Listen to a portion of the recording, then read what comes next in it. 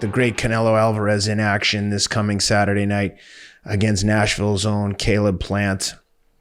Caleb, a big underdog in this one. You wouldn't know it. Listen to him talk. He sounds very confident. I like Caleb. I hope he does well, but he's in tough this weekend against the Golden Goose, Canelo Alvarez. What are you looking for in this one, Teddy? I'll get past the first part of the movie for those people that sometimes want to see the end of the movie. I'll get past the previews and go right to the end of the movie. If you want to know what's going to happen, just go back and watch Canelo and Billy Joe Saunders. I think it's a repeat. I think it's as close a repeat as you could get. I think that Plant is very similar to Saunders, except Saunders might have been more physical, a little bit stronger, but same sort of style, maybe mentality. Maybe Plant is a little quicker.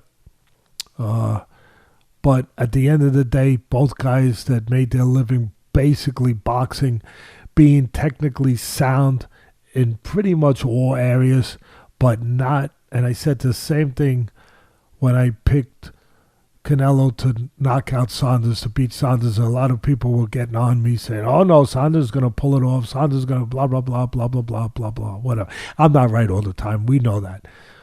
But when I break down a fight, you know what I feel like, Ken?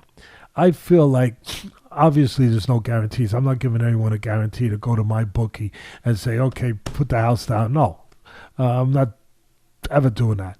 But for me, my job is to give them a roadmap of what it'll take to get there, to make them an informed better, to give them all the information to make them as informed as possible, to have a map of where the freak they're going.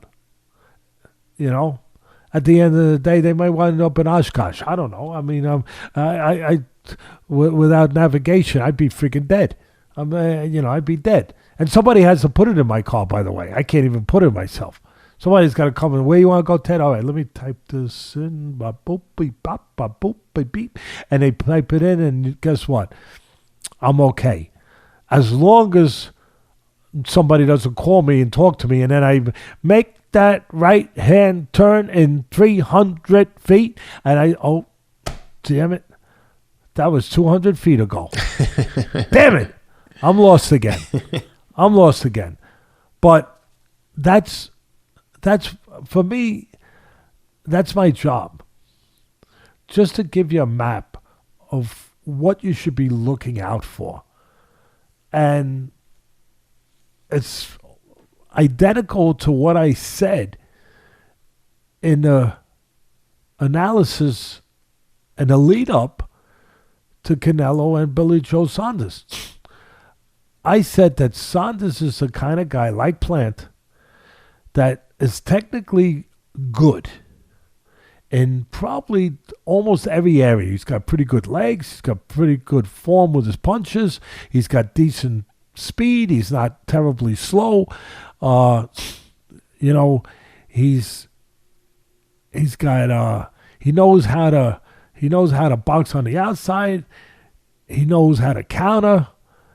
He knows how to fight inside if he has to. He's a guy that's pretty well rounded and situated and pretty much kind of checks all the boxes you would want to check to call yourself a proficient, decent boxer. But there's one thing. As well-rounded and proficient as he is, in pretty much every area, the one thing that Saunders was not and Plant is not, neither one of them is great in one area. See, that's the problem.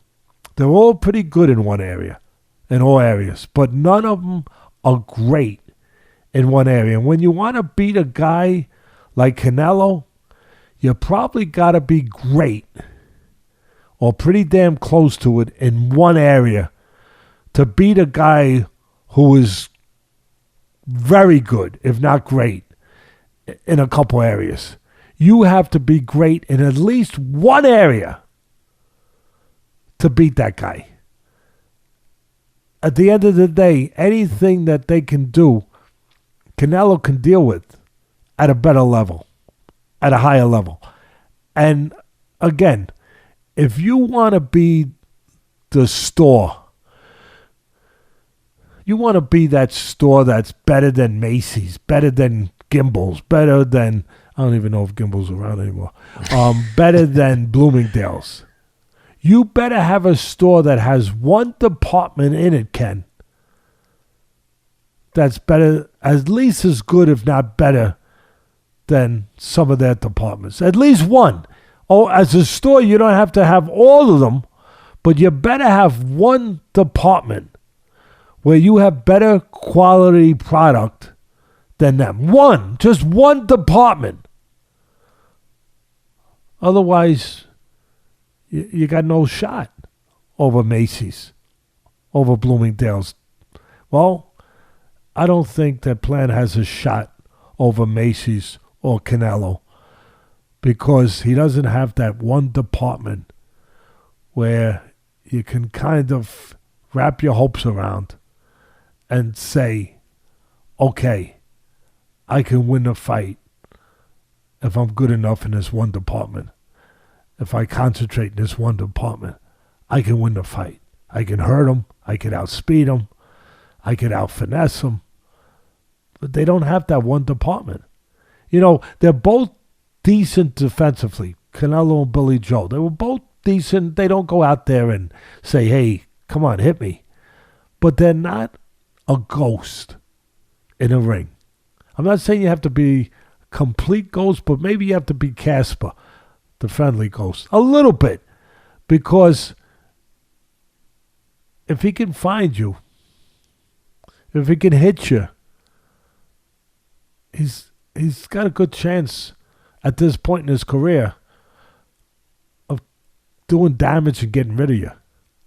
I think that the game plan will be the same as it was for Saunders. Box on the outside, keep him off balance, Plant. Keep Canelo off balance, box on the outside, outsmart him, outmaneuver him. And don't get trapped on the ropes, don't stand in front too long. Do all those things.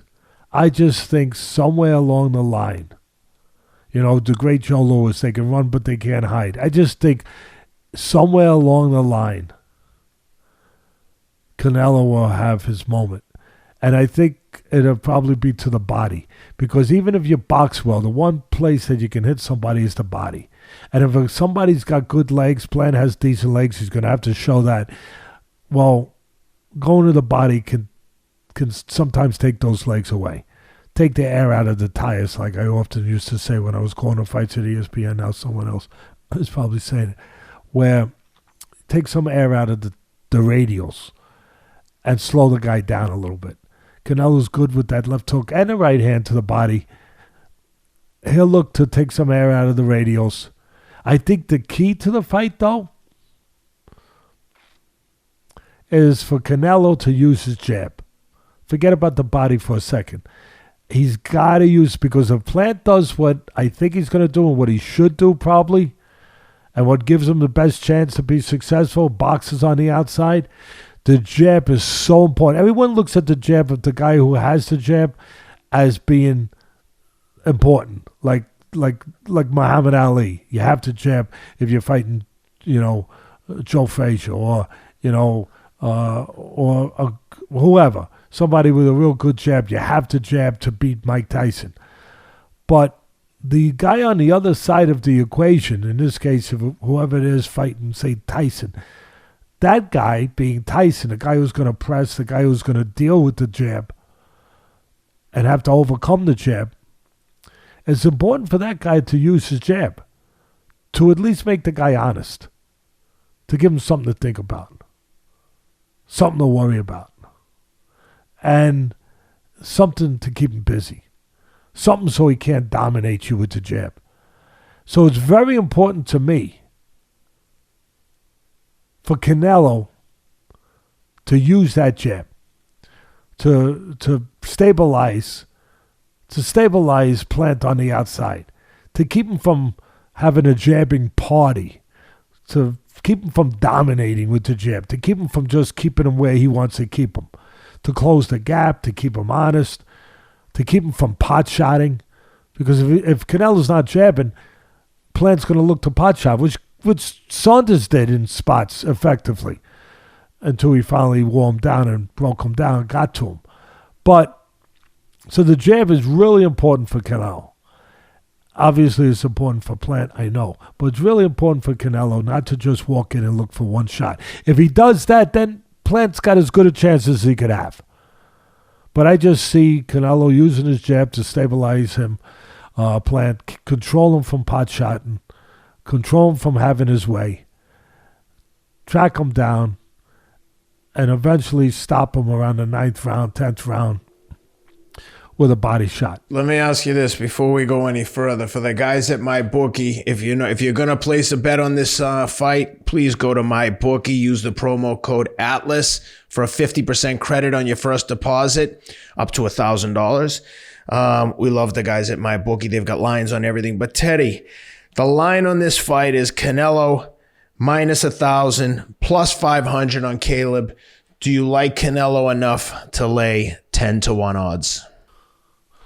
I don't know if I like anyone, and I don't know if I like you enough to lay 10-1 odds. And I like you a lot. I like you a lot. All right, I don't know. Let me try this because one. anything can happen. Anything can happen. Cut. I mean, things can come out of the sky suddenly. Go ahead. All right, let me ask you this one. Over under 9.5. Under is plus 105. Over is minus 125. I would give me the odds again. 9.5 rounds. So halfway through the 10th. Plus 105 for the under, minus 125 for the over. I take a venture on the under. I'm with you. I take a venture on the under. And I'll tell you one other thing. I've talked about the other fights, about something in the air, something special, that X factor, that intangible. I'll tell you what the intangible here is, Ken. This fight might have been won or lost.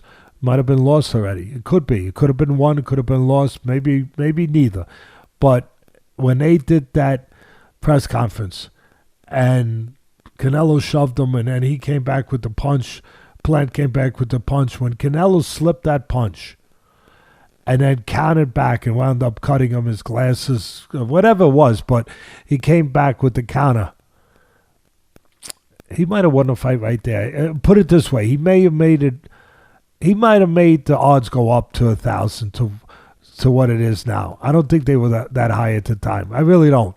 But he might have made the odds go up because he might have made it more difficult for Plant to win, because one of the intangibles, one of the X factors that you can't quantify physically, but it's there. To pull off an upset, you have to have belief you can pull off the upset. You got to have that confidence, that belief. A lot of times you'll talk to a guy that pulls off a humongous upset like Buster Douglas with Tyson, 30-1 underdog. And afterwards he said, I always knew I was going to win. And they believed it. You have to have that belief. Some of that belief might have been lost at that moment. Maybe I'm wrong. But that's part of the battle. Put it this way. The hill that he's climbing, Plant, it got a little higher. It got a little steeper when that happened, to overcome that, to make sure that doesn't interfere with his mindset, the psychology that he has to have going into this fight. That became a part of it. That suddenly played into it. That happened. Sometimes you could be in the locker room and you can lose a fight. You could just lose a fight in the locker room. You could lose a fight walking to the ring. Something psychologically just goes awry. It just gets twisted. So you remember something. You think of something. You see something. And believe it or not, that can happen. Does it happen to the great ones? No. But it can happen to a guy who wants to know if he could be great, that hasn't found out if he can be great yet. Sometimes, and it may it might play in. Yeah, and to your point, he opened at a minus 900 and grew to minus 1,000 possibly after that press conference. But yeah, that'll be an interesting one. So please, guys, check out my book. If you're going to bet on the fight, bet responsibly. Use the promo code ATLAS, ATLAS, when you open a new account, and they'll give you a 50% credit up to $1,000 on your first deposit. And